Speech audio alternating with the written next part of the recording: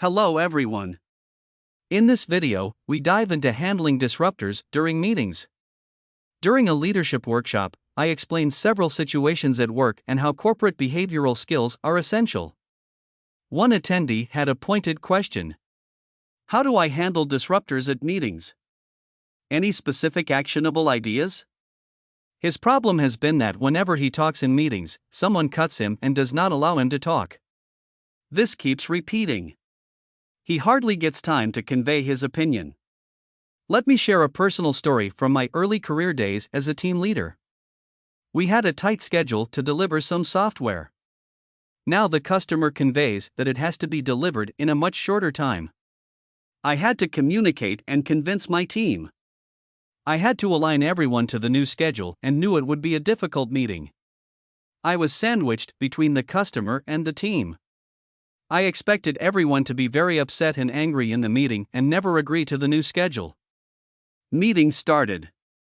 I struggled to explain. As I was explaining, one of the members interrupted. I knew what was coming and raised my voice. Immediately, the member kept quiet. Later, we somehow managed to finish the project. There was a slight delay and a lot of struggle. After we finished, the same member tried to speak. He said, "It still bothers me. You did not allow me to talk. I wanted to find ways to change priorities to achieve new deadlines quickly." Needless to say, I was a terrible disruptor in that meeting. Another story. For a new project, I created smaller work packages. I had asked one new member, Ms. Ava, to create a plan for a work package. When she was presenting it, a senior member, Juggin, started interrupting. Juggin had some questions. His interruptions were relentless, often not allowing Ms. Ava to fully address one question before bombarding her with another. I wasn't sure what to do. All discussions should be allowed. Juggin was a proven member. As it progressed, Ms. Ava was about to break down. She could not present the plan. Caught in the middle, I was unsure how to manage the situation. After all, every team member's input and discussion should be encouraged. Juggin's experience and reputation made it even more challenging to address the disruptions. Only later did I discover the underlying cause of Juggin's interruptions. He felt threatened by Ms. Ava's involvement, fearing that his expertise and authority were being overshadowed. His disruptive behavior was a result of his insecurities. We must understand the underlying causes and develop the necessary skills to deal effectively with meeting disruptors. So, let's examine 3 top-level causes and discuss potential solutions. 1. Meeting purpose and participants. Attendees may have conflicting objectives, leading to a lack of alignment. Political dynamics within the meeting can impact individual behaviors. 2. The personality and skills of the disruptor. Anxiety, poor listening skills, a desire to exert power, or biases can contribute to disruptive behavior. 3. Your personality and skills. Communication style, biases, and not allowing others to speak may inadvertently contribute to disruptive situations.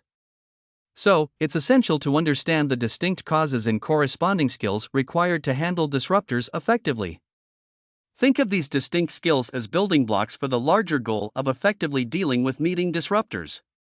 It all starts with self-awareness, understanding our strengths and weaknesses, and then considering the meeting's environment and participants. These are grouped as social awareness and relation management. The framework of emotional intelligence covers these topics. Let's shift our focus to meeting management as a whole. Meetings are often seen as a platform for many-to-many communication, encompassing various forms of interactions such as one-to-one, one-to-many, and many-to-one communications. Despite the intended agenda of a meeting being one-to-many, it is common for multiple types of communication to emerge during the session.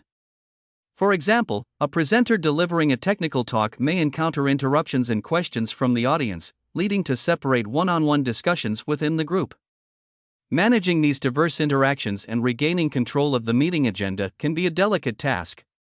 Additionally, in management meetings, multiple managers may provide feedback simultaneously, resulting in many-to-one communication. Hence, it is crucial to understand that meetings can easily transform into different forms of communication. At the core of effective meeting management lies the foundation of one-to-one communication, which is the first building block. Even within this type of communication, there are several underlying skills to be mastered. Developing proficiency in both one-to-one and one-to-many communication is essential. Additionally, concepts such as hierarchy, escalations, and more should be considered. Meeting-specific preparation. Regardless of the type of meeting, preparation is crucial. The level of preparation required depends on factors such as the agenda, participants, and desired outcomes. To achieve the desired results, it is necessary to excel in the fundamental skills. Practicing various situations involving one-to-one communications will enhance proficiency in this area. Similarly, by focusing on different skills, overall meeting management abilities improve. Underestimating meeting skills. Many individuals express dissatisfaction with the efficiency of meetings. It is surprising that most companies do not invest significantly in improving meeting management. The skills required to conduct meetings effectively are often underestimated. As the success criteria for meetings are not commonly understood, the underlying issues tend to be overlooked. Experience does contribute to acquiring people skills, but even experienced individuals and celebrated leaders can conduct unproductive meetings if they fail to consciously develop the necessary skills. This highlights a significant gap in meeting management capabilities. Even if you are not the meeting leader, invest to learn the relevant concepts. Be an active member and practice moderating meetings. Addressing the laborious perception. One may question why so much preparation is required for meetings and perceive it as laborious. However, this perception changes with time and practice. Focus on a specific type of meeting where you consistently face challenges and analyze the underlying issues. By addressing and improving in those areas, you can enhance your effectiveness in multiple meeting situations. Now, explore 2 actionable techniques to manage disruptive behavior during meetings. Technique 1: Presenter's Dilemma. Imagine you're in the middle of presenting a topic, and the audience interrupts with questions that disrupt your planned flow. One technique to address this is by acknowledging the interrupter by name. For example, "Thank you for your question, Sonia. I'll address that shortly in my presentation." This approach acknowledges their input, creates a connection, and buys you time to continue with your planned sequence. Technique 2: Dealing with a persistent interrupter. Suppose you're trying to express your thoughts during a meeting, but a particular individual keeps interrupting you repeatedly. Try this technique to regain control and ensure they listen. For example, as Mr. Ayush pointed out, paraphrase his core message. Now, let's expand on that and discuss my perspective. Acknowledging their input and paraphrasing, you redirect their attention and curiosity, encouraging them to listen to your viewpoint. Remember, these techniques are just a starting point. Adapting them to your strengths, weaknesses, and meeting environments is essential. Through continuous learning, practice, and conscious improvement, we can become skilled meeting managers who foster productive discussions and achieve desired outcomes. I'd love to hear your thoughts. Please share your experiences and what has worked for you in handling disruptors during meetings in the comments section below.